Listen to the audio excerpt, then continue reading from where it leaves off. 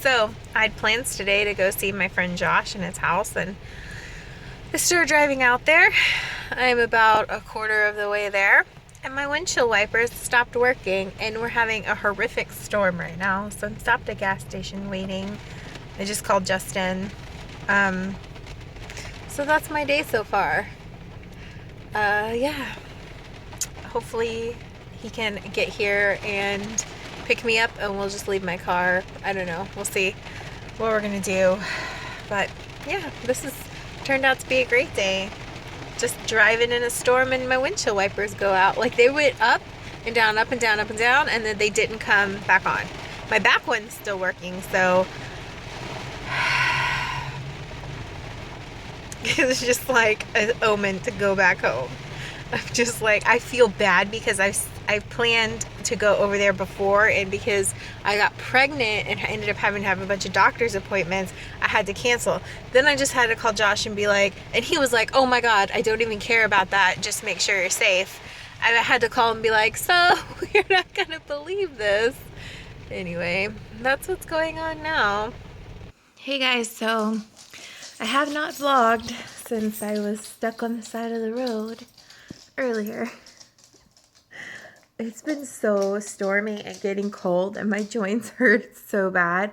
Like, I had so much stuff. I was like, well, if I'm not gonna be able to, go see Josh, I've got a lot of stuff I need to do, like folding laundry that I've washed.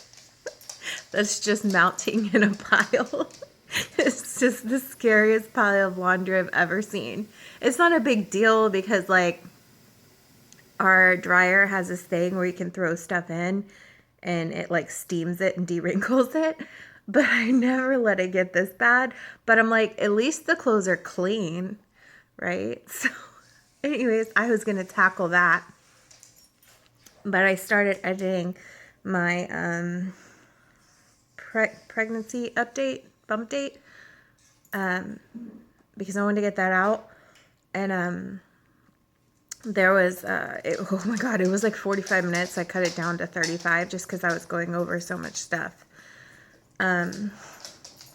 So basically then I was like, I did that and I worked on that for like 3 hours, and then my brain hurt, and I've just been so freaking lazy today. I didn't do anything. I barely I'm not like, I ate some like snacked and stuff, but I just don't even have an appetite. So I'm sitting here waiting for, Justin to come home.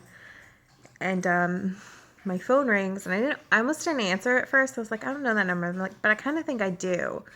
So I answered it, and it was my doctor's office. So we got some really good news, and just some, I would just say, disappointing news. Not bad.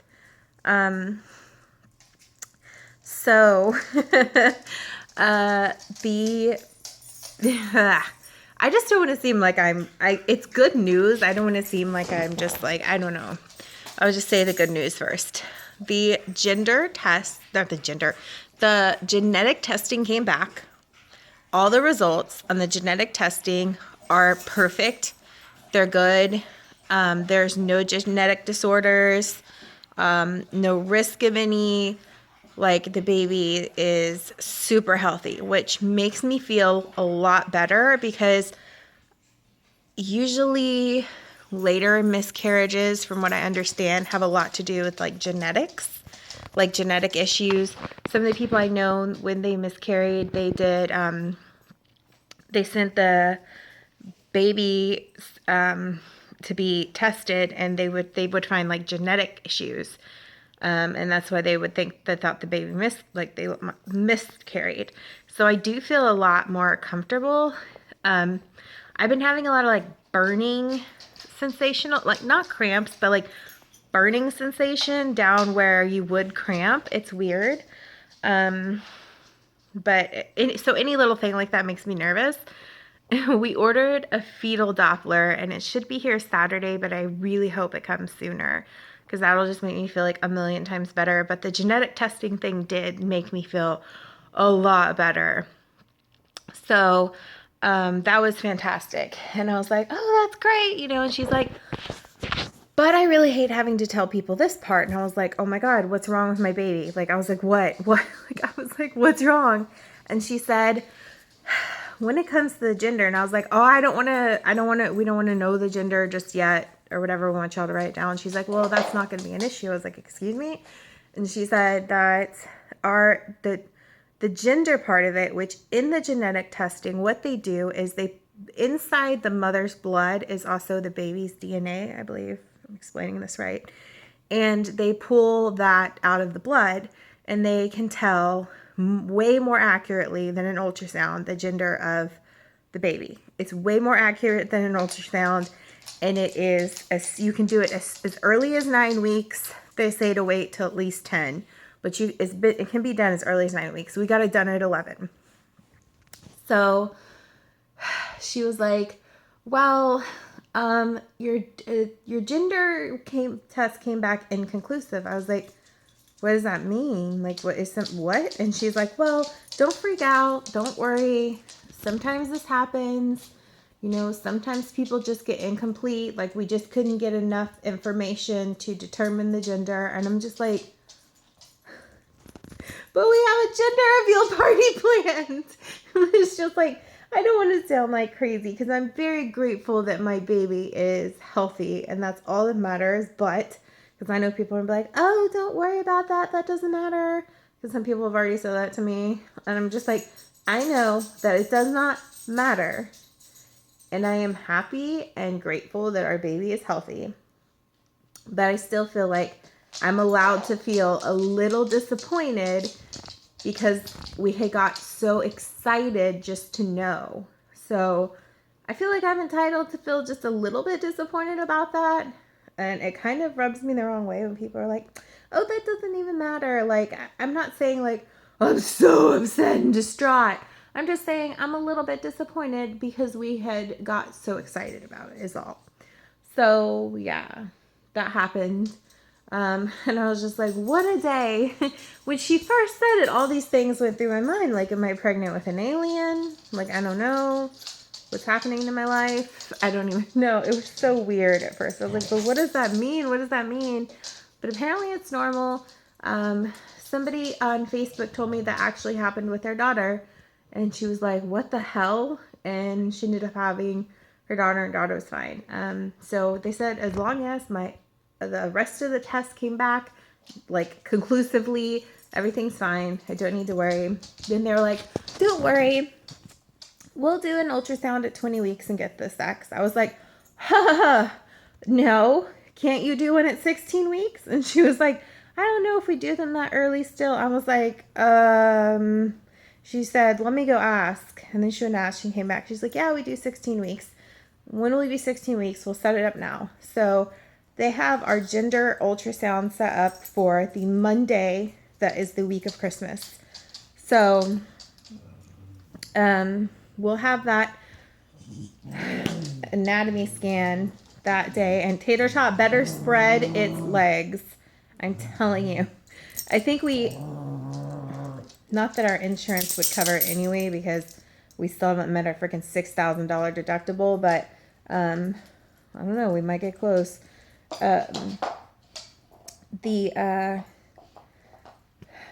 said it'll be $80 because insurance doesn't cover that. And I was like, what does my insurance cover? Nothing anyway. So that's the week of Christmas.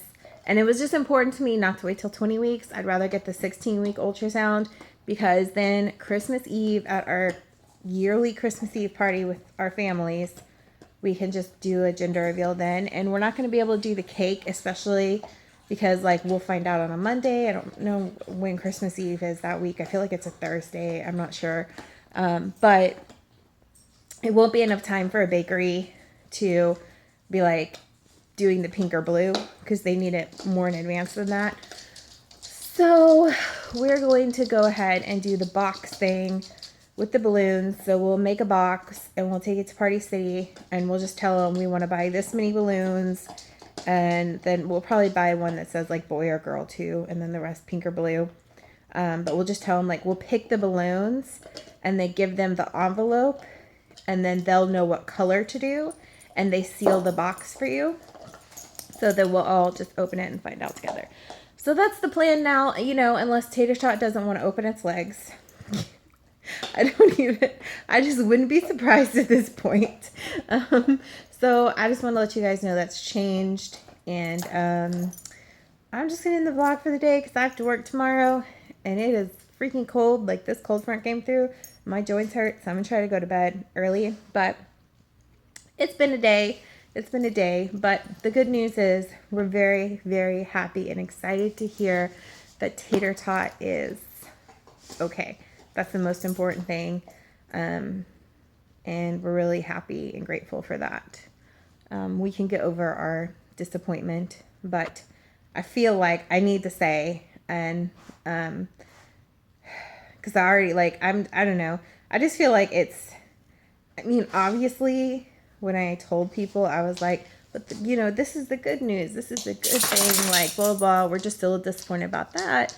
I feel like it's okay for me to be disappointed. I mean, it's not like I'm devastated. It's not the end of the world, but I'm allowed to be a little disappointed because we were just really excited to know what Tater Tot was, So we'll just do a Christmas Eve, and that will be special too. Christmas Eve is an important date for us. Like, we got engaged on Christmas Eve at my family's Christmas Eve party, which has now transitioned to me doing the Christmas Eve party. So, I mean, it's a special date for us. December is special for us. And yeah, anyways, I'll see you guys tomorrow. Oh, Lord, I don't know how tomorrow's vlog's going to go because Shelly's going to be working like 6 hours. I just don't even know. I'll see y'all tomorrow. Bye.